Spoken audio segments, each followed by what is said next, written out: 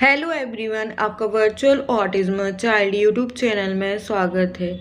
आज की इस वीडियो में मैं आपसे एक वर्चुअल ऑटिज्म लड़की की रियल सक्सेस स्टोरी शेयर करने वाली हूँ और आगे मैं डिटेल में बताने वाले हूँ कि उसमें क्या क्या सिम्टम्स थे और अब वो किस लेवल पर है, कितनी हद तक वो ठीक हो गई है, वो मैं आपको बताऊंगी। और क्या वर्चुअल ऑटिज्म के बच्चों में 100% रिकवरी संभव है, वो भी मैं आपको बताने वाली हूँ। और वो लड़की किस एज की है, सब डिटेल में मैं आपको बताऊंगी। तो आप इस वीडियो को लास्ट तक ज़रूर देखना, क्योंकि अगर वीडियो को आप स्किप करके देखेंगे तो आगे आपको स्टोरी सही से समझ में नहीं आएगी। तो देखिए, वो लड़की मेरी कॉलोनी में ही रहती है, घर से थोड़ी ही दूर पे वो रहती है और वो झलक से 4 महीने बड़ी है, यानी कि वो अभी 5 साल 2 महीने की है। तो उसका अभी बर्थडे था अक्टूबर में, तो उसकी मदर ने हमको बर्थडे में बुलाया था, तब भी हम गए थे। तो मैं आपको शुरू से स्टोरी बताती हूँ उसकी। तो देखिए, पहली बार उस लड़की को मैंने कन्या भोज के टाइम देखा था। झलक को भी एक लेडीज़ ने कन्या भोजन के लिए बुलाया था और उसको भी बुलाया था। मुझे कुछ ना कुछ प्रॉब्लम उसमें लग रही थी, क्योंकि वो सही से बैठ नहीं रही थी, उसकी मदर की ओर देख रही थी, अकेले नहीं बैठ रही थी, ना तो किसी से बातें कर रही थी, सोशल बिल्कुल भी नहीं थी। और वो लोगों से डरती थी, तो उनके साथ आई कांटेक्ट करती थी, ना लोगों से बोलती थी, ना उनकी बातों पे रिस्पॉन्ड करती थी। वो सिर्फ अपनी मम्मी मम्मी के साथ ही चिपकी रहती थी और किसी के पास भी नहीं जाती थी। और भी वो मुझे फिर कॉलोनी में दिखने लगी थी। ऐसे हमारा घर रोड के साइड में है और उसका भी उसी लाइन में है। तो कुछ निकलता था, जैसे गणपति विसर्जन के लिए गणपति निकलते थे या कोई भी डीजे बजता था, डीजे निकलता था, तो वो बाहर आके नाचने लगती थी। मतलब एकदम अजीब सा लगता था, चिल्लाती थी और किसी के पास जाती नहीं थी। मुझे बिल्कुल लग रहा था कि हो ना हो इसे। पहले तो मुझे लगता था कि इसको क्लासिक ऑटिज्म है, फिर उसकी मदर से मैं धीरे धीरे बातें करने लगी, उससे मेरी पहचान होने लगी। तब मुझे लगा कि इसको भी वर्चुअल ऑटिज्म ही है, क्योंकि उसकी मदर ने बताया कि दिन भर फ़ोन ही फ़ोन देखती रहती है। तो मुझे पता चला कि इसको वर्चुअल ऑटिज्म है। फिर मैं झलक को लेके जाने लगी थी, मैं पार्क में डेली लेके जाती थी, तो फिर वो भी अपनी लड़की को डेली पार्क में लाने लगे। तो ऐसे ऐसे मैंने सारे बिहेवियर नोटिस किए उसमें। तो पार्क में मेरी लड़की को मैं ले जाती थी, वो भी उसकी मदर के साथ में आती थी। तो वो साथ में कोई ना कोई खिलौना लाती थी, कहीं तो वो कुछ मेकअप कर लेती थी, इतनी सारी लिपस्टिक लगा लेती थी। कहीं उसकी मदर बोलती थी ये डेली यही यही कपड़े पहन के आती, दूसरे नहीं पहन के आती है। कभी कभी वो डरती थी उसके पापा के साथ।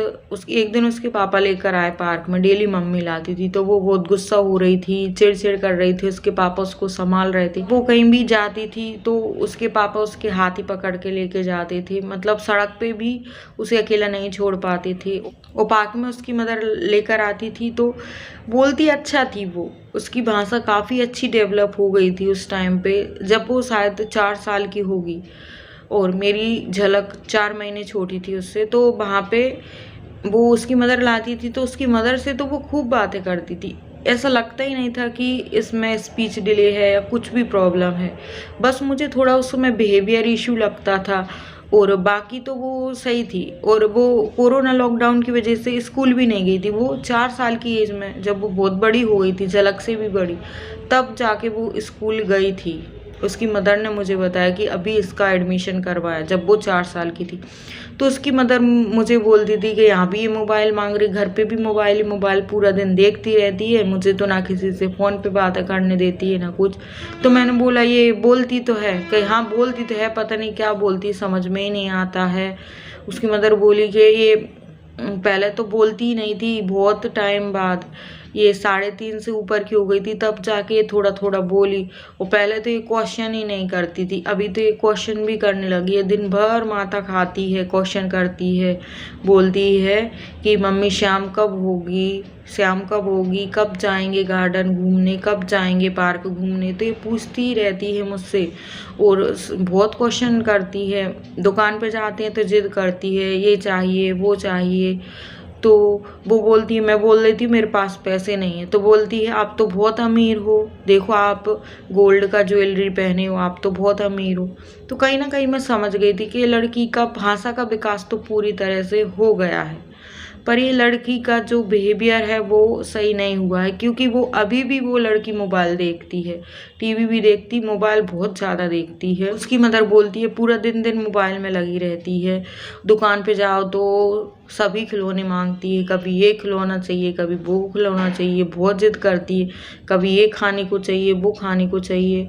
और फिर मैंने उनको पूछा कि आप स्कूल में एडमिशन कराने गए थे तो टीचर ने क्या बोला, तो टीचर ने ये बोला कि वैसे तो ये 4 साल की हो गई है, इसको नर्सरी से 1 क्लास आगे जूनियर केजी में आना चाहिए, पर आपकी लड़की अभी कुछ जानती नहीं है, उसको कुछ पढ़ना लिखना आता नहीं है, इसलिए आप उसको नर्सरी में रखोगे तो ज़्यादा बेटर रहेगा। तो फिर उसकी मदर ने 4 साल की एज में उसे नर्सरी क्लास में ही डाल दिया। 1 साल पीछे अभी वो चल रही है। मैंने पूछा ये कुछ लिख लेती है क्या, तो उन्होंने बोला कि अभी तो कुछ नहीं लिख पाती है। फिर कुछ महीने बाद मैं उनको मिली उस लड़की की मदर को, तो वो बोली कि अभी तो ये थोड़ा थोड़ा लिखने लगी है, ABCD पूरी नहीं आती है, थोड़ी थोड़ी आती है, थोड़ी थोड़ा 1 2 3 भी ये लिखती है।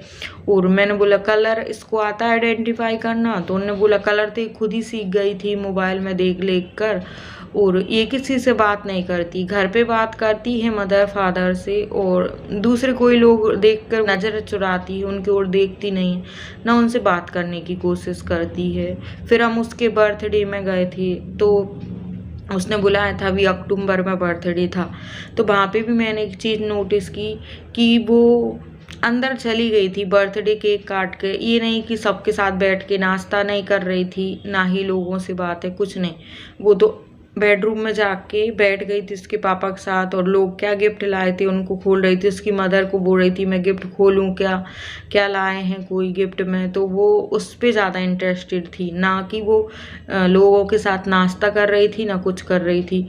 तो अभी वो बहुत ही अच्छे से बोलती है, पर ये है कि वो दूसरों से नहीं बोलती है, लिमिटेड ही बोलती है। फिर उसकी मदर को मैंने पूछा कि ये कॉल पे बातें करती है रिलेटिव से, और ये वीडियो कॉल करती है कि, उन्होंने बोला हाँ करती है। और वो बोल रही थी कि अब तो इतने ज़्यादा क्वेश्चन करती है, मैं परेशान हो जाती हूँ सुन सुन कर, कई सभी तरह के क्वेश्चन ही करती है। तो मैंने बोला कि इसको ये लिखना नहीं जान रही है, अभी पढ़ाई में कमज़ोर है, तो आप इसको ट्यूशन पे लगा दो। तो बोली मैंने कितनी बार ट्यूशन पे इसको बिठाया, ये बहुत ज़्यादा रोती है, और 3-4 बार मैं ट्यूशन वाली टीचर के यहाँ इसको लेके गई, तो रोती है, बैठती नहीं है, तो वो टीचर भी मना कर देती है कि ये रोती है और बच्चे डिस्टर्ब होंगे, इसलिए हम इसको नहीं बिठाते हैं। तो मैंने बोला दूसरी जगह ट्यूशन में बिठाओ, तो ट्यूशन से बहुत ज़्यादा फ़ायदा होता है। मैंने बोला मेरी लड़की भी पहले लिखती नहीं थी, बोलती नहीं थी, ट्यूशन जाने लगी तो लोगों के साथ, बच्चों के साथ घुलने मिलने लगी, बोलने लगी है, अच्छा बिहेवियर ये करने लगी है, और अच्छे से लिखने भी लगी है। तो बोली कि देखूंगी मैं अब।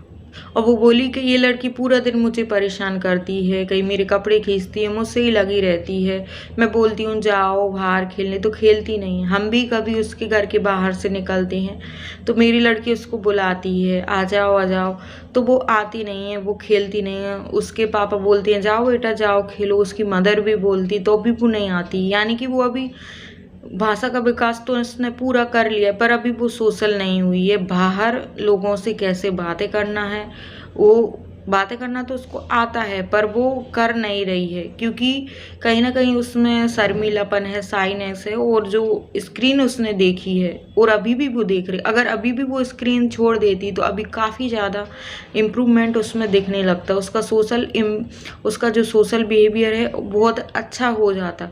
पर उसकी मदर क्या करे, अब उनको तो पता है नहीं कि स्क्रीन देखने से ये हो रहा है, अब उनको तो लगता है लड़की बोलने लगी है, बस दूसरे लोगों से बातें नहीं करती है।